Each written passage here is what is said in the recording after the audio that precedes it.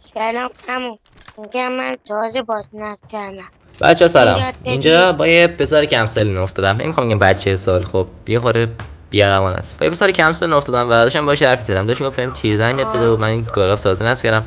ولی بازیش دور از حق خوب بود. واقعا بازیش حال کردم. دلیل اینکه این دور رو ضبط کردم این نبود که بگم آقا مثلا من آدم خوبیم، من با این بچه بازی کردم تو منو با صاف کنید. چه می‌دونم مثلا اینجور داستانا.